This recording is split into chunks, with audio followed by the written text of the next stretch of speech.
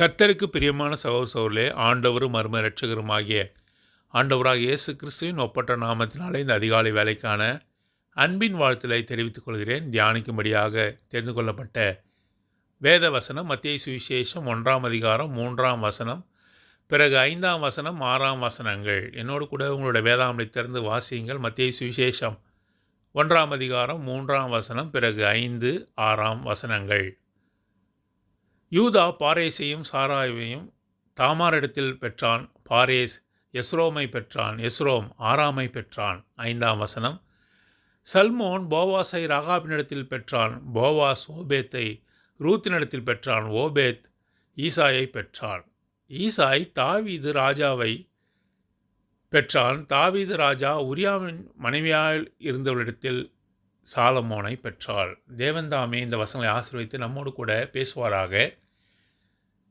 கடந்த வாரம் அதிகாலை தியானத்திலே ஆண்டவராக இயேசு கிறிஸ்துவின் தாழ்மையை குறித்து பார்க்கிறோம். குறிப்பாக அவர் பிறந்தபொழுது தாழ்மையின் ரூபம் எடுத்து வந்தார் என்று சொல்லி நாம் பார்த்தோம். மனுஷனை குறித்து பார்க்கும்பொழுது அவன் பெருமையாகவே இருக்கிறான். அவனுடைய சிந்தனையெல்லாம் அகந்தையாய் இருக்கிறது என்று சொல்லி பார்க்கிறோம். நித்தமும் அகந்தை உள்ளவனாக மனுஷன் காணப்படுகிறான். ஆனால் தேவாதி தேவனோ அடிமையின் ரூபம் எடுத்து தாழ்மையின் கோலத்திலே அவர் வந்தார் என்று சொல்லி நாம் பார்க்கிறோம். பிலிப்பியர் 2ஆம் அதிகாரம் 6ஆம் வசனம் 7ஆம் வசனத்தில் அவர் தேவனுடைய ரூபமாக இருந்தும் தேவனுக்கு சமமாக இருப்பதை கொள்ளையாடின பொருளாக எண்ணாமல் தம்மை தாமே வெறுமையாக்கி அடிமையின் ரூபம் எடுத்து மனுஷ சாயலானார். மனுஷ சாயலாக இந்த உலகத்திலே வந்தார். அவர் பிறந்தபொழுது வானசாஸ்திரிகள் யூதருக்கு ராஜாவாக பிறந்தவர் எங்கே என்று சொல்லி கேட்கிறார்கள். அவர் யூதருக்கு ராஜாவாக இந்த உலகத்தில் வந்தார். ஆனால் இங்கே பார்க்கும்பொழுது அடிமையின் ரூபம் மனுஷ சாயலானார் என்று போடப்பட்டிருக்கிறது. ராஜாதி ராஜா, கர்த்தாதி கர்த்தர், வானத்தையும் வானாதி வானங்களையும் உண்டாக்கின தேவன் ஒரு ராஜாவாக பிறப்பது என்பதே ஒரு இழிவான செயல், தாழ்மையான செயல். ஆனாலும் கூட அந்த ராஜா என்ற அந்த நாமத்தை விடுத்து அவர் என்ன செய்கிறார்? அடிமையின் ரூபம் மனுஷ சாயலாக மாட்டு கொட்டகையிலே அவர் முன்னணியிலே கிடத்தப்பட்டார் என்று சொல்லி பார்க்கிறோம். பாருங்கள், தன்னைத்தானே தாழ்த்துகிற காரியம். ஆனால் மனுஷனை குறித்து பார்க்கும்பொழுது அவன் பெருமை உள்ளவனாகவே காணப்படுகிறான். சிந்தையிலே அகந்தை உடையவனாக காணப்படுகிறான். தேவாதி தேவனோ தன்னை தாழ்த்தினார் என்று சொல்லி பார்க்கும். குறிப்பாக எபிரேயர் 1ஆம் அதிகாரம் 7ஆம் வசனத்தில் தேவதூதர்களை குறித்து பிதாவாகிய தேவன் சொன்ன காரியத்தை பார்க்கிறோம். தேவ தூதரை குறித்தோ தம்முடைய தூதர்களை காற்றுகளாகவும் தம்முடைய ஊழியக்காரரை அக்கினி ஜுவாலைகளாகவும் செய்கிறார் என்று சொல்லியிருக்கிறது. தேவ தூதர்கள் காற்றுகளாகவும் அக்னி சுவாலைகளாகவும் தேவன் உண்டு பண்ணினார் என்று சொல்லி போடப்பட்டிருக்கிறது. ஆண்டவராக இயேசு கிறிஸ்துவை குறித்து பிதாவாகிய தேவன் சொல்கிற வார்த்தை 8ஆம் வசனம், எபிரேயர் 1ஆம் அதிகாரம் 8ஆம் வசனத்தில் வருகிறது. குமாரனை நோக்கி தேவனே, பிதாவாகிய தேவன் குமாரனாகிய இயேசு கிறிஸ்துவை நோக்கி கூப்பிடுகிற வார்த்தை என்ன? தேவனே, உம்முடைய சிங்காசனம் என்றென்றைக்கும் உள்ளது, உம்முடைய ராஜ்யத்தின் செங்கோல் நீதியுள்ள செங்கோலாய் இருக்கிறது. பிதாவாகிய தேவன் ஆண்டவராக இயேசு கிறிஸ்துவை எப்படி அழைக்கிறார்? தேவனே என்று சொல்லி அழைக்கிறார். யோவான் சுவிசேஷம் 1ஆம் அதிகாரம் 1ஆம் வசனத்தில் நாம் வாசிக்கிறோம். ஆதியிலே வார்த்தை இருந்தது, அந்த வார்த்தை தேவனிடத்தில் இருந்தது, அந்த வார்த்தை தேவனாய் இருந்தது. ஹி வாஸ் காட் என்று சொல்லி நாம் வாசிக்கிறோம். அப்பேற்பட்ட தேவாதி தேவன் மனுஷ சாயலாக அவர் தன்னை தாழ்த்தி கொண்டு வந்தார். எபிரேயர் 2ஆம் அதிகாரத்தில் வாசிக்கிறோம். பிள்ளைகள் மாம்சத்தையும் இரத்தத்தையும் உடையவர்களாக இருக்க அவரும் அப்படியானார் என்று சொல்லி வாசிக்கிறோம். ஆகவே மனுஷ சாயலாக அவர் இந்த உலகத்தில் வந்தார் என்பதே தாழ்மையின் செயல். தன்னை தாழ்த்தி கொண்டு அவர் வந்தார் என்று சொல்லி நாம் பார்க்கிறோம். பாருங்கள், மத்தேயு சுவிசேஷம் 20ஆம் அதிகாரத்தில் அவர் சொல்லுகிறார், மனுஷகுமாரனும் ஊழியம் கொள்ளும்படி வராமல் ஊழியம் செய்யவும் அநேகரை மீட்கும் பொருளாக தம்முடைய ஜீவனை கொடுக்கவும் வந்தார் என்றார். ஊழியம் கொள்ளும்படியா வராமல் எல்லோரும் எனக்கு ஊழியம் செய்யுங்கள், நான் கர்த்தாதி கர்த்தர் என்று சொல்லி நம்மிடத்திலே ஊழியத்தை வாங்கி கொள்ளாமல் அனைவருக்கும் ஊழியம் செய்யவும் அநேகரை மீட்கும் பொருளாக தம்முடைய ஜீவனையே கொடுக்கவும் வந்தார். உலகத்தில் அவர் இருக்கும்பொழுது சீஷனுடைய கால்களை அவர் கழுவினார் என்று சொல்லி நாம் பார்க்கிறோம். சீஷர்களுக்காக அவர் அந்த கரையிலே அவர் அப்பத்தையும் மீனையும் வைத்து கொண்டு காத்திருந்தார். பசியாயிருப்பீர்கள் வந்து புசியுங்கள் என்று சொன்னார். அவர் ஊழியம் செய்தார் என்று சொல்லி வாசிக்கும்.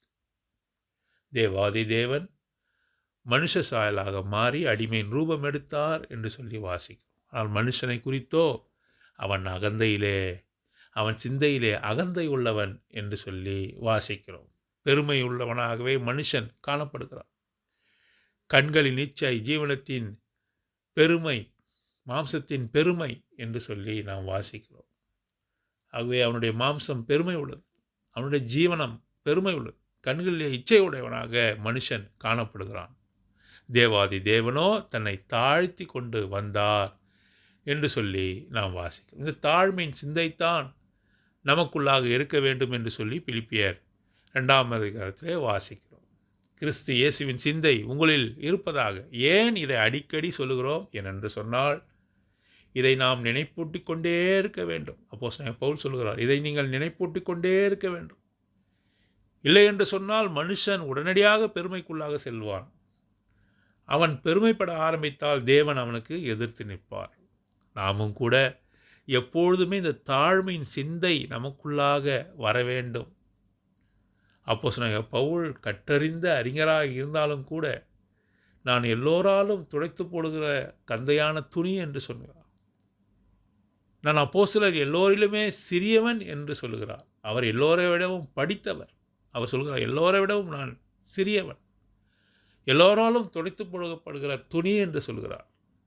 மாத்திரமல்ல, பாவியிலே பிரதான பாவி என்று சொல்லி தன்னை அறிக்கையிடுகிறதை பார்க்கிறோம். ஆகவேதான் தன்னை தாழ்த்தி கொள்ள வேண்டும். எப்பொழுதுமே தாழ்மையின் சிந்தை இருக்கணும். இது யாருடைய சிந்தை? ஆண்டவராக இயேசு கிறிஸ்துவின் சிந்தை. இது யாருடைய சிந்தை? அப்போஸ்தலன் பவுலினுடைய சிந்தை. இந்த சிந்தை தான் நமக்குள்ளாகவும் காணப்பட வேண்டும் என்று சொல்லி பார்க்கும். குறிப்பாக அவர் பிறப்பின் சமயத்தில் வாசித்த வண்ணமாக பாருங்கள், 4 ஸ்திரீகளை குறித்து இந்த வசனங்களில் நாம் வாசிக்கிறோம். மத்தேயு சுவிசேஷம் 1ஆம் அதிகாரம் 3ஆம் வசனம், பிறகு 5, 6ஆம் வசனத்தில் 4 ஸ்திரீகள், மரியாளோடு சேர்த்து 5 ஸ்திரீகள். முதலாவது ஸ்திரீ தாமார், 2வது ஸ்திரீயை குறித்து நாம் பார்க்கும்பொழுது ராகாப், 3வது ஸ்திரீ நாம் பார்க்கும்போது ரூத்து, 6வது ஸ்திரீ என்று பார்க்கும்போது பத்சேபால் என்று வாசிக்கிறோம். பாருங்கள், ஆண்டவராக இயேசு கிறிஸ்துவின் வம்ச வரலாறு என்று சொல்லி மத்தேயு சுவிசேஷம் 1ஆம் அதிகாரம் சொல்லுகிறது. பெரும்பாலும் அங்கே ஆண்களே வருகிறார்கள். மொத்தம் 5 ஸ்திரீகளை மாத்திரம்தான், பெண்களை மாத்திரம்தான் அங்கே குறிப்பிடப்பட்டு இருக்கிறது. அந்த ஸ்திரீகளுடைய நிலைமையை கூட நாம் பார்க்கலாம். முதலாவதாக தாமார் என்று சொல்லி நாம் பார்க்கிறோம். தாமார் என்று சொன்ன உடனே தாமாரை குறித்து ஆதியாகமத்தின் புத்தகம் 38ஆம் அதிகாரத்தில் வாசிக்கிறோம். பாருங்கள், யூதாவினுடைய குமாரன், மூத்த குமாரனுக்கு இந்த தாமாரானவள் திருமணம் முடிக்கப்பட்டாள். யூதா, இந்த 12 கோத்திர பிதாக்கள் என்று சொல்லக்கூடிய அந்த 12 கோத்திர பிதாக்களில் யூதாவும் ஒருவன். அந்த யூதாவினுடைய மூத்த குமாரனுக்கு இந்த தாமாரானவள் திருமணம் முடிக்கப்பட்டாள். மூத்த குமாரன் கர்த்தருடைய பார்வைக்கு பொல்லாப்பானதை செய்தான், ஆகவே அவனை அழித்து போட்டார். 2வது குமாரனுக்கு திருமணம் செய்ய ஆயத்தமான போது, திருமணம் செய்தபோது அங்கே அவனும் தேவனுக்கு முன்பாக பொல்லாப்பானதை செய்தான், அவனும் அழிக்கப்பட்டான். யூதாவினுடைய 3வது குமாரன் பேர் சேலா. இந்த சேலா சிறியவனாக இருந்தான். ஆகவே மாமனாராகிய யூதா தன் மருமகளாகிய தாமாரிடத்தில் என்ன சொல்கிறான்? நீ உன் வீட்டிற்கு போ, சேலா பெரியவனாகட்டும், அவளுடைய வழக்கத்தின்படி சகோதரன் தான் திருமணம் பண்ணிக்கணும். ஆகவே நீ வீட்டிற்கு போ, இவன் பெரியவனாகட்டும், பிறகு உனக்கு திருமணம் செய்து வைக்கிறேன் என்று சொல்லி தகப்பனுடைய வீட்டிற்கு அவளை அனுப்பிவிட்டான். சேலா பெரியவனானான். ஆனாலும் யூதா தாமாருக்கு திருமணம் செய்யாமல் காலம் தாழ்த்தினான். அவனை ஏமாற்றிவிட வேண்டும் என்று நினைத்தான். இதைத்தான் ஆதியாகமத்தின் புத்தகம் 38ஆம் அதிகாரம் 14ஆம் வசனத்தில் வாசிக்கிறோம். சேலா பெரியவனாகியும் தான் அவனுக்கு மனைவியாக கொடுக்கப்படவில்லை என்று அவள் கண்டபடியால், அவள் என்று சொன்னால் தாமார் கண்டபடியால், தன் கைப்பெண்மைக்குரிய வஸ்திரங்களை களைந்து போட்டு முக்காடிட்டு தன்னை மூடிக்கொண்டு திம்னாவுக்கு போகிற வழியிலே நீரூற்றுகளுக்கு முன்பாக உட்கார்ந்தாள் என்று சொல்லி வாசிக்கிறோம். ஏமாற்றப்பட்டவள், வஞ்சிக்கப்பட்டவள். Tamar means deceived. ஏமாற்றப்பட்டவள். தனக்குரிய உரிமையை ஏமாற்றம் அடைந்தவள், ஏமாற்றப்பட்டவள். ஆகவே இந்த ஏமாற்றப்பட்டவளுடைய காரியமானது மத்தேயு சுவிசேஷத்தில் தேவன் அவளை ஆசீர்வதிக்கிறதை பார்க்கிறோம். ஒருவேளை யூதா அவளை ஏமாற்ற முயன்றிருக்கலாம். பிறகு தேவனுடைய திட்டத்தின்படி அங்கே யூதாவினோடு கூட அவள் சயனித்து அவளுக்கு ஒரு பிள்ளையை பெற்றால் அவன்தான் பாரேஸ் என்று சொல்லி மத்தேயு சுவிசேஷம் 1ஆம் அதிகாரம் 3ஆம் வசனம். ஆகவே தாமார் என்று உடனே நமக்கு வருகிற காரியம் ஏமாற்றம் அடைந்தவள், ஏமாற்றப்பட்டவள். பாருங்க, ஆண்டவராக இயேசு கிறிஸ்துவானவர் இந்த அவருடைய வம்ச வரலாறுலே ஏமாற்றப்பட்ட இந்த தாமாருக்கு நீதியை செய்திருக்கிறார். வஞ்சிக்கப்பட்டவளாகிய இந்த தாமாருக்கு நீதியை செய்திருக்கிறார். நாமும் கூட ஏமாற்றப்பட்டவளாக இருக்கிறோமா? நமக்கும் கூட ஆண்டவர் நீதியை செய்கிறவராக இருக்கிறார். பல்வேறு விதத்தில் குடும்ப அங்கத்தினர்களாக, பல்வேறு இடங்களில், வேலை ஸ்தலங்களில், படிக்கிற இடங்களில், வாழ்கிற வாழ்விடங்களில் நாம் ஏமாற்றப்பட்டவர்களாக இருக்கலாமா?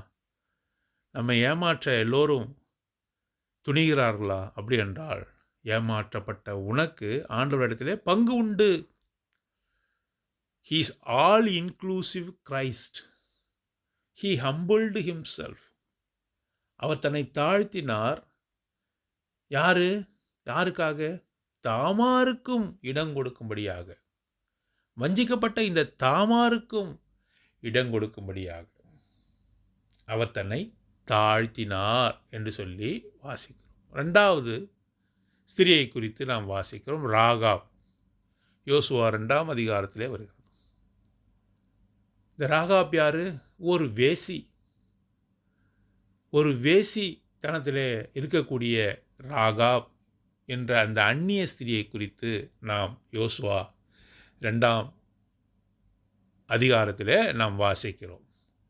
பாருங்க, இந்த இஸ்ரவேல் ஜனங்களுடைய பராக்கிரமங்கள், எரிகோவை அருகாமையில் அவர்கள் வந்த காரியத்தை கேள்விப்பட்டு ராகாப் என்ற இந்த வேசி சொல்கிற வார்த்தை யோசுவா 2ஆம் அதிகாரம் 11வது வசனம். எங்கள் இருதயம் கரைந்து போயிற்று, உங்களாலே எல்லாருடைய தைரியமும் அற்று போயிற்று. உங்கள் தேவனாகிய கர்த்தரே உயர வானத்திலும் கீழே பூமியிலும் தேவனானவர். இப்பொழுதும் நான் உங்களுக்கு தயவு செய்தபடியினால் நீங்களும் எங்கள் தகப்பன் குடும்பத்துக்கு தயவு செய்வோம் என்று கர்த்தர் பேரில் எனக்கு ஆணையிட்டு. 13ஆம் வசனம். நீங்கள் என் தகப்பனையும் என் தாயையும் என் சகோதரனையும் என் சகோதரியும் அவர்களுக்கு உண்டான எல்லாவற்றையும் உயிரோடு வைத்து எங்கள் ஜீவனை சாவுக்கு தப்பிவிக்கும்படி எனக்கு நிச்சயமான அடையாளத்தை கொடுக்க வேண்டும் என்றார். எங்கள் ஜீவனை சாவுக்கு தப்பிவிக்கும்படி. We have to be delivered, that He will save alive my father and my mother and my brother and my sisters and all that they have and deliver our lives from death. ஆகவே எங்களை நீங்கள் விடுதலை செய்ய வேண்டும். அவை மிக கடினமான சூழ்நிலையில் அவளுடைய வாழ்க்கை காணப்படுகிறது. அவளோட வேசியாக இருந்தால் பிழைப்புக்காக ஒருவேளை அவள் வேசித்தனம் பண்ணியிருக்கலாம். ஆனாலும் அதிலிருந்து மீட்கப்பட வேண்டும் என்று சொல்லி ராகாப் அவள் விரும்பினவளாக ஒரு வேளை இருந்திருக்கக்கூடும். அதன் நிமித்தமாக தேவாதி தேவனை குறித்து அறிந்து அவர் ஒருவரே தேவன் என்று சொல்லி, உங்கள் தேவனாய் கர்த்தரே உயர வானத்திலும் கீழே பூமியிலும் தேவனானவர் என்று சொல்லி விசுவாசத்தின் அறிக்கையை செய்தவளாக இந்த ராகாப் என்ற இந்த ஸ்திரீ காணப்படுகிறாள். ஆகவேதான் அவள் விசுவாசத்தின் நிமித்தமாக அடையாளத்தை கேட்கிறார். சிலுவையின் அடையாளம் அங்கே அவளுக்கு கொடுக்கப்பட்டது என்று சொல்லி பார்க்கிறோம். எங்களுடைய ஜீவனை சாவுக்கு தப்புவிக்கும்படி they are desperate. Rahab was desperate to be delivered from the sinful world. She is not willing to live in the sinfulness. She wants to be delivered. She was very desperate. எங்கள் சாவுக்கு தப்புவிக்கும்படி எனக்கு நிச்சயமான அடையாளத்தை கொடுக்க வேண்டும் என்றாள். பாருங்க, இந்த ராகாபை கூட தேவாதி தேவன் தன்னுடைய வம்ச வரலாறிலே இணைத்து கொண்டதை பார்க்கும். யாரெல்லாம் அவரை நோக்கி கூப்பிடுறோமோ, நம்முடைய சூழ்நிலை எப்பேற்பட்டதாக இருந்தாலும் சரி, எவ்வளவு நமக்கு இடுக்கண்கள், இடர்கள், அழுத்தங்கள், தப்பிவிக்க முடியாத நிலைமை இருந்தாலும் கூட, ராகாபை போல நாம் காணப்பட்டாலும் கூட, நாம் நிச்சயமாகவே நமக்கு விடுதலை வேண்டும் என்று ராகாபை போல நாம் விரும்புவர்களாக இருந்தால், நாம் அவருடைய வம்ச வரலாறிலே இணைக்கப்பட்டவர்களாக, அவருடைய குமாரராக, குமாரத்திகளாக, ஆண்டவராக இயேசு கிறிஸ்துவின் குமாரராக, குமாரத்திகளாக நாமும் கூட மாற்றப்படுவோம் என்பது இந்த ராகாபின் மூலமாக நாம் அறிந்து கொள்கிறோம். முதலாவது தாமார், she was deceived. ஏமாற்றப்பட்ட தாமாருக்கு வாய்ப்பு வழங்கப்பட்டது. இரண்டாவது ஸ்திரீயாகிய இந்த ராகாப் was desperate. அவள் தவிக்கிறவர்களாக காணப்படுகிறாள். விடுதலை செய்யப்பட வேண்டும் என்று சொல்லி அங்கலாய்க்கிற இந்த ஸ்திரீக்கு தேவன் இறங்கினார் என்று சொல்லி வாசிக்கிறோம். கிருபைக்குள்ளாக அவளும் கூட கொண்டு வரப்பட்டாள் என்று சொல்லி பார்க்கிறோம். மூன்றாவது ஸ்திரீ ஆக ரூத்தை குறித்து நாம் வாசிக்கிறோம். பாருங்க, ரூத் என்று சொல்லும் பொழுது மோவாபினுடைய வம்சத்தில் வந்தவள் என்று சொல்லி வாசிக்கிறோம். மோவாப், அம்மோன் யார் என்று சொல்லி வாசிக்க வேண்டும் என்று சொன்னால், அங்கே நாம் ஆதியாகமத்தின் புத்தகம் 19வது அதிகாரத்தில் இதை குறித்து நாம் வாசிக்கிறோம். லோத்தினுடைய குமாரத்திகள் லோத்தோடு கூட சயனித்து பெற்ற குமாரர்கள்தான் மோவாப், அம்மோன் என்று சொல்லி நாம் பார்க்கிறோம். ஆகவே அவர்கள் அருவருக்கப்படத்தக்க ஜனங்கள். இதை குறித்து தேவாதி தேவன் சொல்கிற வார்த்தை என்ன? உபாகமத்தின் புத்தகம் 23ஆம் அதிகாரம் 3ஆம் வசனம். அம்மோனியனும் மோவாபியனும் கர்த்தருடைய சபைக்கு உட்படலாகாது. 10ஆம் தலைமுறையிலும் என்றைக்கும் அவர்கள் கர்த்தருடைய சபைக்கு உட்படலாகாது. அவர்கள் எப்பொழுதுமே கர்த்தரிடத்திலே வர முடியாது என்று சொல்லி அவர்கள் ஒதுக்கி வைக்கப்பட்டவர்கள். ஏனென்று சொன்னால், அவர்கள் தவறான உறவு முறையினாலே அவர்கள் பிறப்பிக்கப்பட்டவர்கள், அருவருப்பானவர்கள், தேவனுக்கு அருவருப்பானவர்கள். ஆகவே அந்த ஜாதியிலிருந்து, அந்த ஜனத்திலிருந்து விசுவாசத்துக்குள்ளாக கொண்டு வரப்பட்டவள் ரூத் என்று சொல்லி வாசிக்கும். மோவாபிய ஸ்திரியாக ரூத்தும் கூட இந்த கிருபைக்குள்ளாக கொண்டு வரப்பட்டாள். டிட்டெஸ்டபிள், அருவருக்கக்கூடிய, வெறுக்கக்கூடிய ஒரு நிலைமை ரூத்தினுடைய நிலைமை. அவருடைய ஜனத்தார், இனத்தார் ஒரு நாளும், அந்த ஜனம் மோவாபினம் ஒரு நாளும் தேவனுக்கு முன்பாக வர முடியாது. அவர்களுக்கு கூட அவர் இறங்கினார். ஏன்? ரூத்தினுடைய விசுவாச வார்த்தைகள். உம்முடைய தேவன் என்னுடைய தேவன், உம்முடைய தேவன் என்னுடைய தேவன், நீ இருக்கிற இடம்தான் என்னுடைய இடம் என்று சொல்லி கர்த்தாதி கர்த்தரை தனது சொந்த தேவனாக ஏற்றுக்கொண்டபடியினால் அவளும் கூட இந்த வம்ச வரலாறு இணைக்கும்படியாக தேவன் உதவி செய்தான். முதலாவதாக தாமாரை குறித்து வாசித்தோம். அவள் வஞ்சிக்கப்பட்டவள், ஏமாற்றப்பட்டவள். Tamar was a deceived one. இரண்டாவதாக ராகாபை குறித்து வாசிக்கிறோம். அங்கலாய்க்கிறவள். Rahab means desperate. She was desperate. அங்கலாய்க்கிறவள்.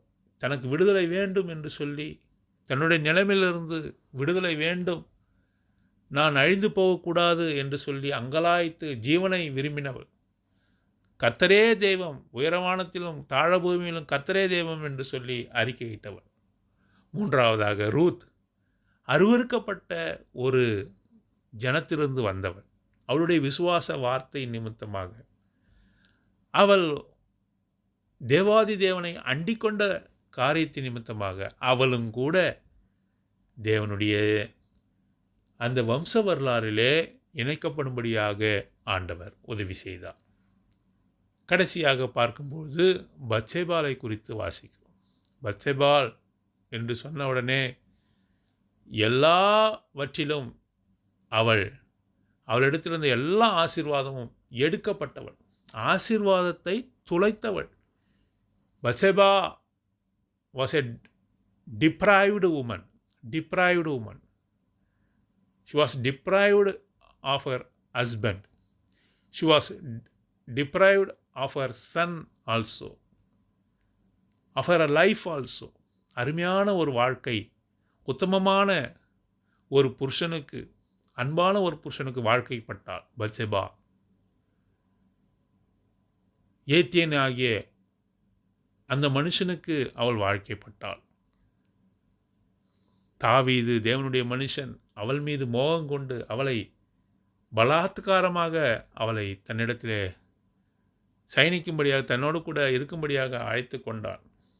அவளிடத்தில் எந்த விதமான தவறுமே இல்லை. பத்சேபாளிடத்தில் எந்த விதமான தவறுமே இல்லை. தவறு செய்தெல்லாம் தாவீது தான். பாருங்கள், இதை குறித்து வாசிக்கிறோம். 1 ராஜாக்கள் 15ஆம் அதிகாரம் 5ஆம் வசனம். தாவீது ஏத்தியனாகிய உரியாவின் சங்கதி ஒன்றை தவிர கர்த்தர் தனக்கு கட்டளையிட்டதில் தான் உயிரோடு இருந்த நாளெல்லாம் ஒன்றையும் விட்டு விலகாமல் அவர் பார்வைக்கு செம்மையாக செய்து வந்தான். ஒரு சங்கதியில் தாவீது தவறிவிட்டான் என்று சொல்லப்பட்டிருக்கு. அது எந்த சங்கதி? உரியாவின் சங்கதி. உரியாவை கொன்று, பத்சேபாலனுடைய புருஷனாக உரியாவை கொன்று பத்சேபாலை தன்னிடத்தில் அழைத்து கொண்ட சங்கதியை தவிர என்று போடப்பட்டிருக்கு. அப்படி என்றால் அதிலே தாவீது விழுந்து போன மனுஷன். ஆனால் பத்சேபாலிடத்தில் எந்த விதமான தவறும் இல்லை. பாருங்கள், அவளுக்கு தாவீது மூலமாக முதல் குமாரன் பிறக்கிறான், அவனும் மரித்து போனான் என்று சொல்லி வாசிக்கும். தனது மகனை தொலைத்தாள், தனது புருஷனை அவள் இழந்தாள், தன் அருமையான வாழ்க்கையை இழந்தாள். She was deprived of everything, every blessing. தனக்கு கொடுக்கப்பட்ட எல்லா ஆசீர்வாதத்தையும் இழந்தவள், எல்லா பக்கத்திலிருந்து நஷ்டத்தை சந்தித்தவள் பத்சேபாள். பாருங்கள், அவளையும் கூட, அந்த ஸ்திரீயும் கூட தேவன் அரவணைத்து கொண்டார் என்று சொல்லி வாசிக்கிறோம். ஆகவே 4 ஸ்திரீகளை குறித்து வாசித்தோம். தாமார், த டிசீவ்டு உமன்; ராகாப், த டெஸ்பரேட் உமன்; ரூத், டிடெஸ்டபிள் உமன்; கடைசியாக பத்சேபால், த டிப்ரைவ்டு உமன் என்று சொல்லி பார்க்கிறோம். அது மட்டுமல்லாமல் மரியாள் 5ஆவதாக வருகிறார். ஆகவே இந்த 4 ஸ்திரீகளை குறித்து கர்த்தர் இன்றைக்கு பார்க்க உதவி செய்தார். பாருங்கள், வாழ்க்கையில் இவர்கள் எல்லாவற்றையும் துளைத்தவர்கள், வாழ்க்கை வெறுமையானவர்கள், வாழ்க்கையில் எந்த விதமான பிடிமானமும் இல்லாதவர்கள், வெறுத்து ஒதுக்கப்பட்ட ஜாதியிலிருந்து வந்தவர்கள். இவர்களையும் கூட ஆண்டவர் தன்னுடைய வம்ச வரலாறை குறிப்பிடுகிறார். பாருங்கள், ஒருவேளை நம்முடைய வம்ச வரலாறை குறித்து நாம் எழுத சொன்னால், ஏதாவது ஒரு அவமானம் நடந்திருந்தால் நம்முடைய வம்ச வரலாறில் நம்முடைய பிதாக்கள் ஏதாவது ஒரு அவமானமான காரியத்தை செய்திருந்தால் அதை மறைக்க முயல்வோம் இல்லையா? மறைக்க முயல்வோம்.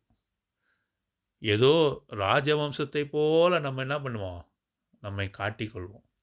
பிறந்த ஜாதியை குறித்து பெருமையாக இருப்போம், பிறந்த குலத்தை குறித்து பெருமை உடையவர்களாக இருப்போம்.